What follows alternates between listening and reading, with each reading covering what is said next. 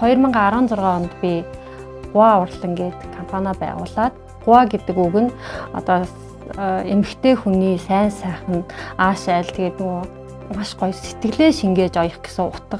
Жилээс жилд ингээд ажилчтай ингээд бүтээмжийг өсгөөд байгаа учраас одоо өнгөрсөн жилийг ботход манай одоо захиалгын 30% өссөн байгаа амжилт бол яах аргагүй бид нэр ингээд ажиллаа.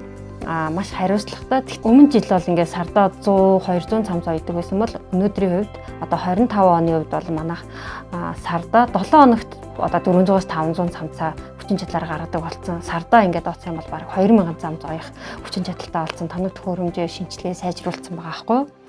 Тэгэхээр энэ бол яалтчгүй манай 25 онд ингээд жилээс жилд өсөж явж байгаа өсөлт гэж харж байгаа.